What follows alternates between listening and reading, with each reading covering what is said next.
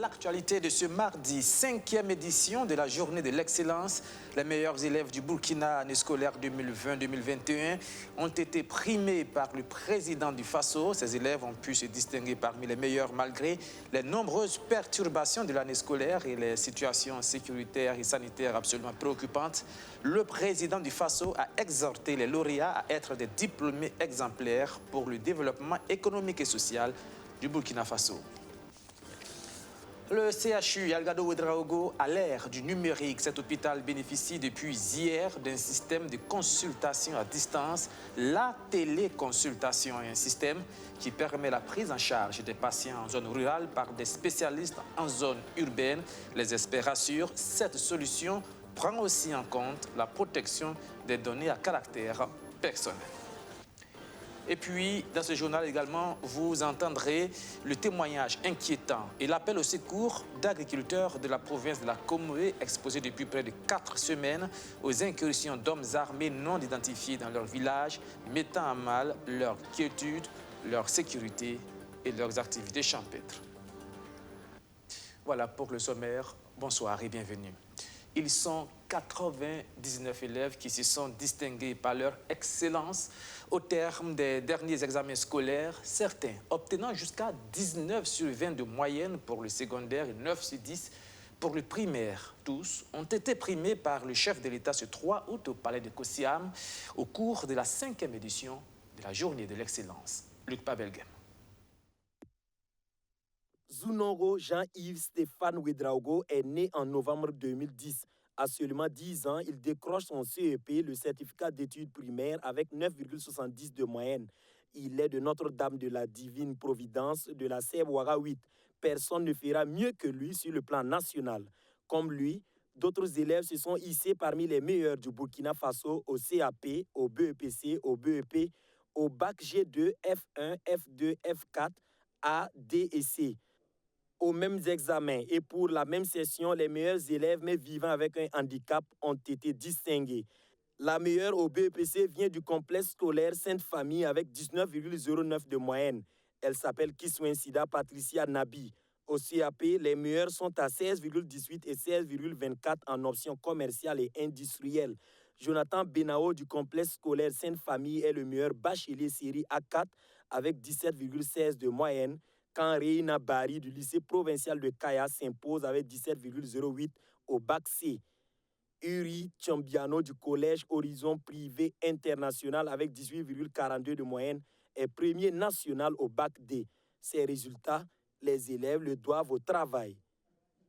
Depuis 5 ans, Monsieur le Président, vous avez placé l'éducation au centre de vos préoccupations. Vous travaillez à l'épanouissement de l'enfant burkinabé. Vous suscitez l'espoir à nous malgré nos peurs, nos doutes et nos craintes pour l'avenir. Vous aiguisez en nous le goût de l'effort et le sens du devoir. Vous n'avez jamais failli malgré les adversités. Vous êtes le président des enfants, donc le président de l'avenir. Le ministère de l'Éducation nationale, de l'alphabétisation et de la promotion des langues nationales a dû composer cette année avec plusieurs perturbations scolaires, la crise sécuritaire ayant entraîné des personnes déplacées internes, dont des milliers d'élèves, et aussi la crise sanitaire due à la COVID-19. Il n'y a point de paix et de cohésion sociale sans une éducation de qualité qui réponde aux aspirations des populations et aux besoins de l'économie locale et nationale. C'est pourquoi nous devons travailler à promouvoir l'excellence scolaire partout où nous sommes. L'école étant le terreau de l'expérimentation des valeurs sociales, parce que la société s'y trouve représentée. Elle a l'impérieux devoir de cultiver les valeurs propres à hisser notre pays dans le concert des nations. Le président du Faso apprécie les performances des élèves aux différents examens à la session 2021. Le chef de l'État fonde beaucoup d'espoir sur les assises nationales sur l'éducation en préparation pour une éducation de qualité au Burkina. Nous devons travailler à avoir des cadres compétents dans différents secteurs, notamment dans le secteur scientifique, qui puissent nous apporter également un plus au développement économique et social de notre pays. Donc c'est pour dire qu'il est tout à fait normal que je sois présent à une telle cérémonie pour féliciter ces jeunes et les encourager à poursuivre beaucoup plus en avant, de manière à ce que l'année prochaine encore nous puissions nous retrouver pour célébrer de nouveaux lauréats. La journée de l'excellence scolaire a débuté en 2017. Elle répond à une volonté de récompenser les meilleurs élèves régulièrement inscrits dans les établissements privés et publics du Burkina. Pour être distingué, il faut faire partie des 10 meilleurs et être admis au premier tour pour les examens à plusieurs étapes et évidemment n'être pas très âgé pour sa classe. Quand le numérique et la médecine font ménage, eh bien cela donne la télémédecine, une technologie déjà en vogue dans de nombreux pays dans le monde et qui fait son entrée au CHU Yalgado Ouedraogo. Il est désormais possible de faire de la téléconsultation à distance à partir de cet hôpital. Le système initié par le ministère de l'économie numérique a été lancé hier en présence d'experts d'éthique et de la santé. Archimède Boy. C'est une première au CHU Yalgado Ouedraogo à Ouagadougou. La consultation à distance est désormais une réalité dans cet hôpital de référence du pays. Un patient depuis le CHR de Tenkodogo est pris en charge en dermatologie par une spécialiste du CHU Yalgado Ouedraogo. Des lésions de la peau diagnostiquées à distance, le dossier du patient renseigné et la prescription administrée. Une initiative du ministère en charge de l'économie numérique qui présente des avantages. L'avantage, c'est de permettre donc de combler un gap en ressources humaines qualifiées qui n'existe pas au niveau des régions sanitaires à un niveau souhaitable et aussi permettre aux différents praticiens de mener un débat contradictoire pour l'intérêt du malade. Vous avez vu que grâce à l'appui du médecin spécialiste du centre hospitalier universitaire Yalgado Ouedraogo en dermatologie, le médecin généraliste qui se trouve donc dans un centre hospitalier régional en province a eu un renforcement de capacité et il a eu des orientations pour que le malade puisse être dans un circuit pour améliorer son diagnostic et pouvoir recevoir un traitement adéquat. Si la télémédecine offre aux experts de la santé un meilleur suivi des patients grâce au dossier médical partagé, il faut cependant craindre la fuite des données à caractère personnel. Sur ce point, la ministre en charge de l'économie numérique rassure, tout est mis en œuvre pour préserver ces données. Alors, c'est pour ça que je dis nous avançons prudemment et je vous ai dit que ça a été une solution conçue, adaptée à notre environnement et bien sûr, tout en respectant les lois, donc en ce qui concerne la protection des données privées. Nous avons pris le soin de faire en sorte que l'intégrité des données soit respectée. Et vous avez suivi avec nous que nous n'avons pas vu le visage du patient. Ça a été sciemment fait. C'est pour dire que toutes les précautions ont été prises pour respecter la vie privée des patients. Avec le confinement lié à la pandémie de la Covid-19, le nombre des actes de téléconsultation a connu une hausse vertigineuse dans le monde. Preuve que cette solution représente une véritable alternative répondant à des enjeux d'avenir. Maintenant, direction la région des Cascades, principalement la province de la Comoé. Dans cette localité en proie à une insécurité ambiante, eh bien, les agriculteurs sont, depuis près d'un mois, la cible d'hommes armés non identifiés, c'est comme ça qu'on les appelle, menaces, intimidations ou encore expropriation. Difficile d'effectuer des travaux champêtres. La famine n'est donc pas loin. Ce sont des paysans en pleine détresse que Wilfried Mabio a rencontrés. Vous allez les entendre.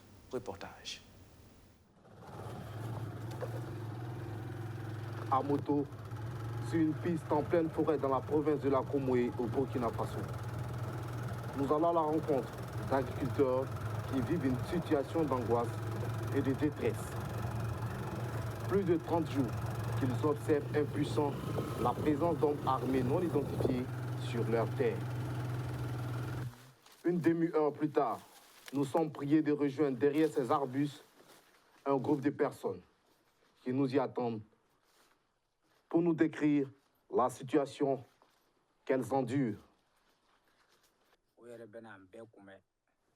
Ils sont arrivés un jour et nous ont tous obligés à aller prier à la mosquée. Musulmans, infirmiers, enseignants et autres fonctionnaires, tous ont été obligés d'aller à la prière. Après, ils ont sollicité notre collaboration pour étendre leur projet sur Mangoudara et environnants. Ils nous ont fait comprendre que nous, agriculteurs, n'avons rien à faire avec les autorités de notre pays. Du reste, nos préoccupations ne les intéressent pas. Pour cela, Eux, ils souhaitent qu'on s'associe à eux pour combattre nos autorités du pays afin qu'ils puissent faire flotter leur drapeau sur notre localité. Ce n'est pas simple. Tous nos champs ont été retirés. Regardez vous-même, plus rien ne reste. Même les animaux des éleveurs ont été pillés. Voilà pourquoi nous lançons un SOS à l'endroit de nos autorités, car nous avons faim. Mais il est impératif qu'elles fassent tout pour nous délivrer de l'emprise des terroristes.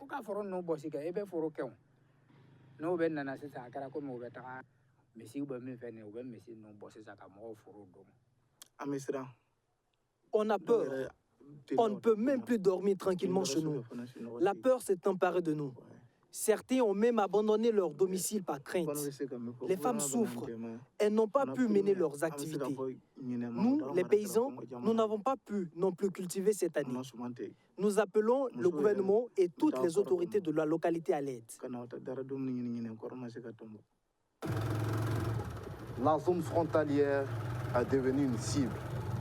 Plusieurs opérations militaires conjointes Burkina Faso-Côte d'Ivoire ont été menées dans la localité contre les groupes armés. Il y a une présence militaire permanente dans cette zone. Mais il y a aussi une présence d'hommes armés non identifiés qui empêchent les paysans de cultiver leurs terres en cette saison agricole. Voilà, des cultivateurs qui auront sans doute besoin d'être sécurisés pour espérer tirer profit des semences améliorées produites par le Centre national des semences forestières. Un travail de fourmi mis en lumière depuis hier à l'occasion des 3e journées promotionnelles des semences améliorées. Pendant 72 heures, le centre expliquera comment ces nouvelles semences peuvent renforcer la résilience des populations face aux enjeux du réchauffement climatique. Plus d'explications, Arsène Konitambe. Du fait du réchauffement climatique, les ressources agricoles et forestières sont de plus en plus rares et les sols sont de plus en plus pauvres. Le Centre national des semences forestières, préoccupé par cette réalité, veut promouvoir les semences améliorées. En tenant les 3e journées promotionnelles des semences améliorées, le centre veut étaler non seulement son savoir-faire, mais aussi contribuer à la résilience des populations vis-à-vis des caprices du climat. Nous ne pouvons pas vivre sans les arbres, on ne peut pas vivre sans les forêts.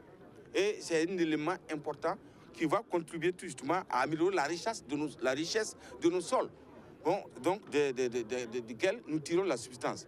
Il y a un grand laboratoire ici qui permet aujourd'hui d'avoir des arbres qui ont disparu dans certaines zones. Donc je pense que c'est un élément très important.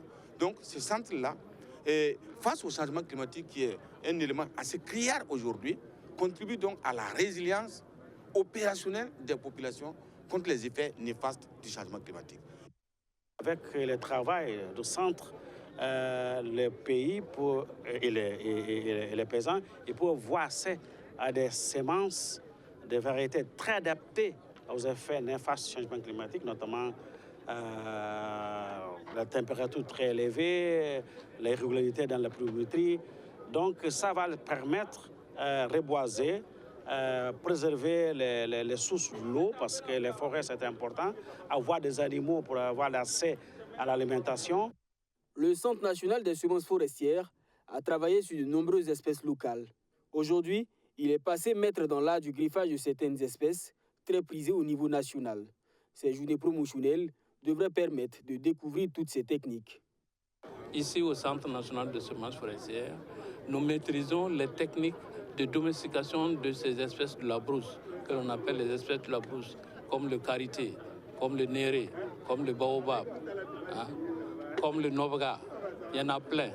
Et c'est vraiment un effort qu'on ne mesure pas, mais qui est très important. Que l'on puisse cultiver ces espèces comme si on cultivait le manguier, c'est quelque chose d'extraordinaire.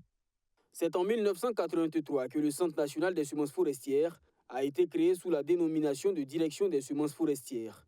Sa vision, être un centre d'excellence en matière de recherche sur les semences forestières de la sous-région soudano-sahélienne. Dans un tout autre registre, cette initiative qui rentre dans le cadre de la promotion de la cohésion sociale et du vivre ensemble. Il s'agit du projet de dialogue inclusif piloté par l'ONG Solidar Suisse, mis en œuvre dans la région du Sahel après 2 ans d'expérimentation, les acteurs font le bilan et il ressort que près de 7 conflits menaçant le vivre ensemble ont été résolus grâce à des solutions endogènes. Les explications de Archimède Boy. Un projet de dialogue inclusif pour un mieux vivre ensemble, pour la paix et la sécurité dans la région du Sahel. Objectif, contribuer à améliorer les pratiques de dialogue intercommunauté et interreligieux dans cette région. Lancé en février 2019 par le consortium Solida Suisse et l'Union fraternelle des croyants de Dori, ces acteurs dressent le bilan des 30 mois d'exécution de ce projet qui a enregistré des acquis. Parce que en matière de promotion du vivre ensemble et dans la région du Sahel, il y a eu des comités locaux de paix qui ont été faits, il y a eu la coopération civilo-militaire, il y a eu des débats qui ont été organisés entre les jeunes pour favoriser le rapprochement et à l'implication des femmes dans les questions de paix et de sécurité. Ce consortium a mis en place 2 CPL, comités locaux de paix, et dynamisé 34 autres. Des CPL qui ont résolu en moyenne 7 conflits au cours de la durée de la mise en œuvre du projet. Des résultats salués par le ministère en charge de la réconciliation nationale et de la cohésion sociale. C'est de saluer donc cette initiative, de saluer le projet qui a traité donc de cette question d'extrémisme violent, de radicalisation, parce que c'est un phénomène que nous vivons de plus en plus. Et en tant que ministre d'État chargé de la cohésion sociale et de la réconciliation nationale, c'est des questions que nous avons traitées dans la stratégie donc, de lutte contre l'extrémisme violent et la radicalisation. Donc s'il y a un projet qui a traité également donc, de cette question, ce sont des partenaires et il faut donc saluer l'activité à sa juste valeur.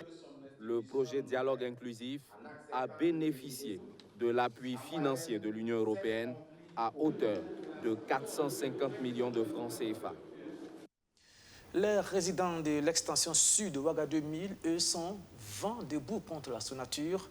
En cause, le manque ou les difficultés d'approvisionnement en eau, en électricité ou les problèmes d'assainissement qui minent ce quartier. Réunis en association, ils ont dénoncé, disent-ils, le non-respect par la sous-nature des conditions générales de vente de parcelles. Luc Pabelgem nous en dit plus. Une partie de l'extension sud de Ouaga 2000 dans le noir. 12 ans après l'acquisition des parcelles dans la zone par des populations, le minimum vital serait toujours inexistant. Les résidents ont mis 10 ans pour être branchés à l'eau courante et l'électricité annoncée depuis qu'ils se sont constitués en association tarde à arriver, obligeant des familles entières à dormir dans le noir les nuits venues. Avec une profonde déception, que nous nous sommes rendus compte lors de la mise en valeur de nos parcelles qu'aucune des conditions générales de vente, à savoir l'électricité, l'eau courante et l'assainissement de la dite zone, à travers notamment la construction des caniveaux, n'avaient été respectées. En outre, les routes en terre réalisées dans cette zone sont à une cote inférieure à ceux qui devaient être exécutés, rendant une partie de la zone inondable en période de pluie. Cette situation a jusqu'ici été préjudiciable pour les habitants, nous les habitants, qui ont dû casquer de grosses sommes pour acquérir des groupes électrogènes.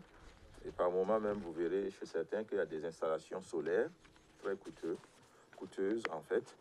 Et au regard de la situation, en fait, de la pluviométrie actuelle, alors ces plaques solaires ne tiennent plus.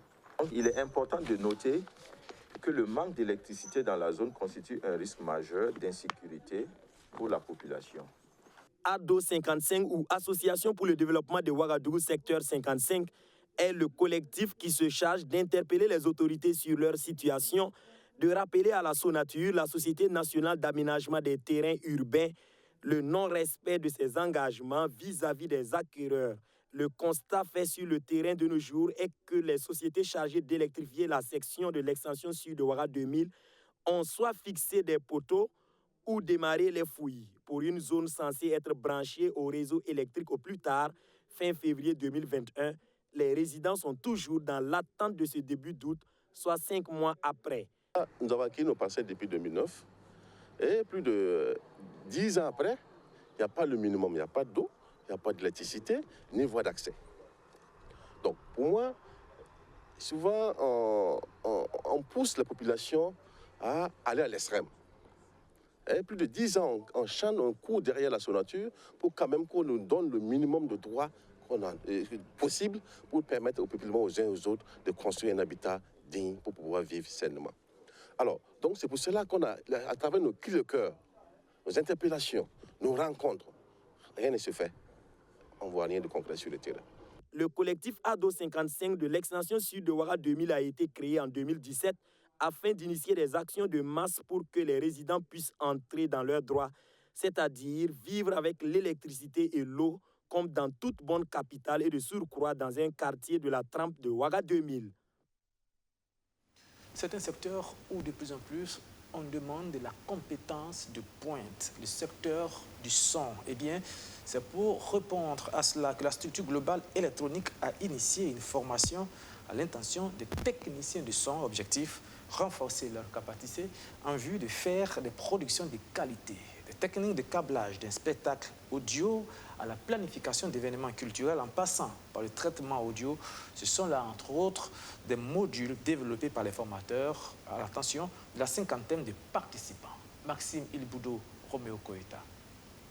Ils ont pour mission de garantir la qualité du son et de donner une certaine saveur à la voix. Le métier d'ingénieur de son. On désire chercher, ou si c'est dans les bas médiums qu'on désire chercher, là on cherche. L'ingénieur de son, un métier purement technique, mais qui demande aussi une part d'imagination. Au Burkina Faso, le métier est peu valorisé et la majeure partie des techniciens qui l'exercent ont appris sur le tas. Et comme la technologie évolue à une vitesse supersonique, les techniciens doivent se recycler en permanence. C'est là tout l'enjeu de cette formation, initiée à l'intention des jeunes qui rêvent de faire carrière dans ce domaine. Beaucoup de personnes qui s'intéressent à ce métier, mais malheureusement, ils ne savent pas où aller en fait, exactement pour s'acquérir en fait, disons, le savoir. Donc c'est ce qui m'a poussé à organiser cette session de formation. Ici, tout est question de précision. Il faut être méthodique et rigoureux. Bref, créer un véritable univers sonore.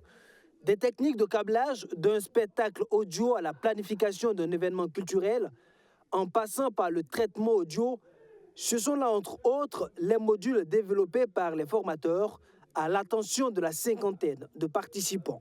Nous avons ici développé déjà le son, ce que c'est, les caractéristiques, comment ça se comporte et comment l'utiliser.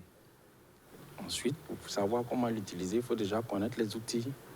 Et nous sommes rentrés à découvrir ces outils que nous utilisons pour non seulement capter le son, traiter et diffuser.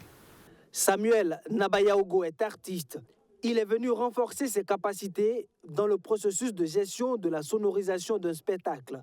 Pour lui, les deux métiers vont de pair et tout artiste, pense-t-il, devrait avoir l'oreille pour maîtriser la création de la bande sonore. On a vu également concernant la table de mixage numérique. Donc on a vu comment il faut gérer les fréquences et comment il faut dispatcher les sons également. Tellement ça va beaucoup aider à améliorer ce que nous faisons déjà. Voilà. Non seulement pour le côté musique étant musicien, mais aussi pour la gestion du son, ça va m'apporter beaucoup de choses. Avec l'arrivée de l'informatique, il y a plusieurs outils qui permettent de faire les choses avec précision. Mais la formation reste un maillon incontournable pour réussir dans ce domaine. Améliorer la gouvernance des finances publiques par la culture de la redevabilité, c'est tout le sens du projet ULET mis en œuvre par l'ONG Oxfam et ses partenaires. Un projet expérimenté dans 3 communes urbaines du Burkina et qui a permis de mettre en place des comités d'éveil. L'idée étant de permettre aux populations de contrôler la gestion des ressources financières octroyées aux communes, comme c'est le cas du Fonds minier de développement. Et maintenant, Sinou nous en dit plus. C'est un projet qui vise le renforcement de la participation citoyenne et de la redevabilité dans la gestion des finances publiques. Le projet ULET, porté par l'ONG Oxfam et ses partenaires, a été mis en œuvre dans les communes de Houndé, Dédougou et Tui. Après 30 mois de travaux, la phase 1 du projet a permis, entre autres, de mettre en place des comités de veille citoyenne fonctionnels dans les 3 communes et l'organisation de 5 journées annuelles de redevabilité. En principaux acquis, comme je l'ai dit, ça veut dire que c'est d'abord l'amélioration de la gouvernance, comme on le dit, la redevabilité de l'autorité. Parce qu'on voit que dans beaucoup de communes, pour organiser les journées de redevabilité, c'était un peu difficile.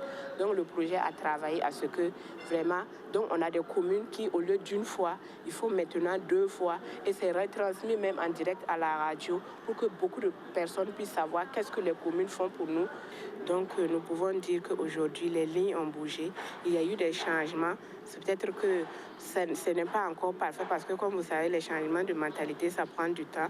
Mais il y a déjà vraiment un éveil de conscience, un engagement de ces populations-là à s'intéresser à ce qui se fait dans les communes. Grâce au Fonds minier de développement local, la commune de Houndé a reçu plus de 3 milliards 165 millions de francs CFA. Pour une transparence dans la gestion du budget communal, le projet Youlet vient à point nommé. Il a permis de susciter l'intérêt des populations sur la veille citoyenne. Et avant, la population croyait que c'est la mairie seulement qui détenait les choses et c'est elle qui doit décider de leur sort. Mais nous, on a réussi à les sensibiliser comme quoi la population doit suivre ce que la mairie est en train d'entreprendre pour elle. Pourquoi je dis cela? Parce que c'est la communauté même qui a mis ces autorités-là en place pour leur confier vraiment ce qui leur revient est de bien gérer. Et dans ce suivi de comité de veille, on arrive à interpeller l'autorité communale sur les acquis, sur les actions qu'elle mène, et ce qui est bien et ce qui ne va pas. Au regard des résultats satisfaisants obtenus dans la phase 1 du projet, l'ONG Oxfam entend lancer la phase 2 du projet dans les mêmes communes. La seconde phase que nous comptons mettre en œuvre va venir renforcer les acquis de cette première phase-là pour montrer à beaucoup de communes la possibilité qu'il y a à travailler dans ce domaine-là de la participation citoyenne et de la redevabilité pour qu'ils voient l'intérêt de la mise en œuvre de ce genre de projet et que beaucoup puissent s'intéresser.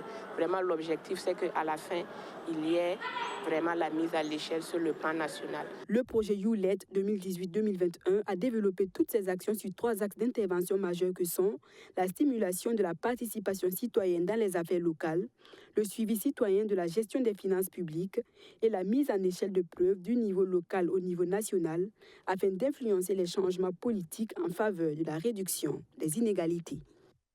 Cela ne vous a pas échappé que nous sommes en pleine période pluvieuse, une période propice à cette phase importante de la lutte contre la désertification, c'est-à-dire le reboisement. L'association pour le développement économique, culturel et social de Séguénéga a organisé ce week-end une journée de reboisement dans le village des Hommes Kalgadans. Nous sommes dans la commune, bien sûr, de Séguénéga. 1500 plants ont été mis en terre. Reportage. S'unir pour mieux construire. C'est l'ambition de l'Association pour le développement économique, culturel et social de Séguénéga, dans la province du Yatenga. En initiant cette journée de reboisement, les ressortissants de cette localité veulent participer à la restauration du couvert végétal. 1500 plants composés d'espèces locales, comme le baobab, le nilotica, sont mis en terre dans le village de Zomkalga. 500, sinon même plus, de 1500 arbres en terre, c'est essentiel. Mais ce qui est important, comme également nous l'avons signifié dans le discours, c'est de veiller à ce que ces arbres-là vraiment survivent. Actuellement, il pleut, il y a de l'eau, c'est un peu plus facile. Mais quand ce sera sec, il faut encore veiller à ce que ces arbres-là résistent et vivent. Chaque année, près de 2500 hectares de forêt sont perdus, selon le représentant du ministre en charge de l'Environnement. Il est donc important d'encourager de telles initiatives pour lutter contre le dérèglement climatique, assurer la sécurité alimentaire et améliorer le cadre de vie. Quand vous partez en pharmacie, les produits que vous payez, il est fait à base d'arbres. Même avant peut-être d'aller à l'hôpital et en pharmacie, il y a que la pharmacopée traditionnelle utilise couramment donc l'arbre pour la santé humaine. Le suivi des plans est confié aux enseignants et aux élèves. Puis, une évaluation est faite de façon continue. Une méthode qui marche bien selon les organisateurs, car 90% des plants ont survécu après le reboisement de la précédente édition. Ce qui vaut cette attestation de reconnaissance aux enseignants de l'école de Bakou. L'arbre, c'est la vie. Qui plante de l'arbre crée de l'espoir. Et comme nous voyons le suivi qui entoure l'activité, parce qu'à chaque fois qu'ils décident de planter, ils mettent derrière cette plantation un mécanisme de suivi pour s'assurer que les arbres n'ont pas été plantés et laissés donc pour eux-mêmes. Nous avons décidé de lui donner plusieurs couleurs. La première couleur, c'est d'abord au niveau du nombre. Il fallait qu'on multiplie le nombre par 2 pratiquement. Et nous avons réussi effectivement à le faire. La deuxième, c'est de pouvoir dire merci à ceux qui nous ont précédés. Une course cycliste féminine et une collecte de fonds pour soutenir les VDP, les volontaires pour la défense de la patrie, ont mis fin à cet événement.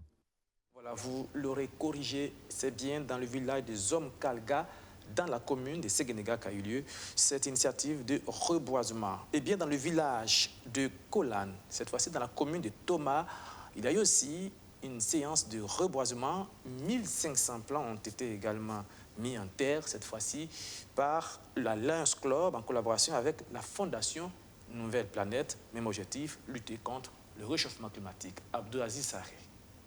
Pour cette journée de reboisement, le creusage des trous n'a pas causé problème. La grosse pluie qui s'est abattue sur la commune de Toma ce 31 juillet est venue faciliter la tâche aux membres du Lions Club Ouagadougou Oasis qui ont réussi à mettre en terre plus de 1000 plants sur le bosquet du village de Kolan. L'objectif de cette opération de plantation d'arbres est de susciter une mobilisation générale de toutes les couches socio-professionnelles pour la restauration des forêts et des terres dégradées du Burkina Faso. En organisant donc cette opération, c'est une manière en fait pour nous de contribuer aujourd'hui à la régénération, disons, de notre planète. C'est vrai, Kolan, c'est un petit espace. Kolan ne suffit pas à régénérer, par exemple, l'environnement au niveau du Burkina, mais s'il y a beaucoup de Kolan comme ça sur le territoire burkinabé, je pense que nous allons donc parvenir un tant soit peu à reverdir l'environnement au niveau du Burkina et donc à faire reculer un peu la désertification au niveau du Burkina. D'une superficie de 3 hectares, ce bosquet a été réalisé par la Fondation Nouvelle Planète qui fait de la lutte contre la déforestation son cheval de bataille. Comme vous le savez, la question de l'arbre est au centre aujourd'hui du crédit carbone. Et on dit que lorsqu'on plante des arbres, on arrive à lutter contre cette désertification et que effectivement ça permet les bonnes pluies, etc. Et Nouvelle Planète, à travers BECOD, a entrepris de mettre en place un certain nombre de bosquets dans la commune de Toma. Kola n'est qu'un exemple. Et on a demandé justement pour rehausser l'éclat de justement cette plantation d'arbres et inviter nos amis de Lions Club pour nous accompagner dans ces reboisements. Plan mis en terre reste le défi de l'entretien. Le conseil municipal de Toma s'engage. Avant tout, grandement merci à Nouvelle Planète, grandement merci à tous les partenaires, merci à la population. Nous pensons que nous avons pris l'engagement, au nom du conseil municipal, au nom de monsieur le maire, au nom de toute la population d'ici, nous avons pris l'engagement de prendre soin de ces plans-là. Et on s'est donné rendez-vous pour les années à venir pour faire la vérification. Goyavier, coulatier, papayer et manguier sont entre autres les types de plants mis en terre en cette journée de reboisement par le Lions Club Ouagadougou Oasis. Allez, un peu de sport pour terminer. Jeux olympiques, il était attendu hier, eh bien, il a réussi l'essentiel, c'est-à-dire se qualifier pour la finale du triple saut au JO de Tokyo. Hugues Fabrice Zango l'a réussi avec un bond de 16,83 m. Il est loin, certes, de son meilleur niveau, mais son meilleur niveau, c'est en finale qu'on l'attend. Eh bien, depuis Tokyo, Missiri Sawadogo, le directeur technique national, donne sa lecture de la prestation de celui qui incarne aujourd'hui le plus grand espoir des médailles aux Jeux olympiques. Il se prononce également sur l'entrée en lice de Matt Koala en heptathlon. Ça sera à 2 h du matin dans la nuit d'aujourd'hui à demain. On écoute Missiri Sawadogo. Prestation de Hugues Fabrice Zango sur le plan technique, ça peut dépendre de plusieurs facteurs. Le premier facteur peut être l'état de la récupération. Ça peut être une grande récupération comme une récupération incomplète. Ça peut aussi être dû à la forte pression qui est exercée sur le jeune depuis plusieurs jours. Et à force de vouloir très bien faire, souvent on rate le coach en tombant dans la très grande concentration qui, en définitive, annule toutes les autres forces qui permettent à la tête de s'exprimer au mieux de sa forme. Sinon, d'habitude, Fabrice est très explosif. Et son cross-pied est bon, la foulée, ça monte et la longueur est vraiment très parfaite. Mais ici, après le cross-pied, il reste carrément à terre et il ne bouge plus. Donc, c'est ce qui fait qu'il ne peut pas aller très loin. D'habitude aussi, il a un problème de marque. Alors que là, il tombe bien sur ses marques, sur la plan d'appel, mais il n'arrive pas à rebondir. Il peut y avoir d'autres facteurs, mais je crois qu'avec son coach, ils vont essayer de tout régler pour que le 5, tout aille pour le mieux. Par rapport à la participation de Matt Alep-Platon qui commence le 4, je crois que l'objectif principal pour elle d'abord, c'est de faire son meilleur niveau, si possible battre le record d'Afrique de l'heptathlon. Et maintenant, si la petite vient en mangeant, elle arrive avec son meilleur niveau, et que bon, la chance lui suffit pour gagner une médaille, et ça serait une très bonne chose. Mais par rapport au niveau de toutes les autres athlètes, elle est moins bonne que certaines d'entre elles. Donc je pense que bon, l'objectif pour elle, pour cette année, c'est de pouvoir faire son meilleur niveau et aller vers le record d'Afrique. Voilà, et c'est la fin de ce journal. Merci d'avoir suivi. Merci encore une fois de votre fidélité. Renouvelez, bonsoir, au revoir.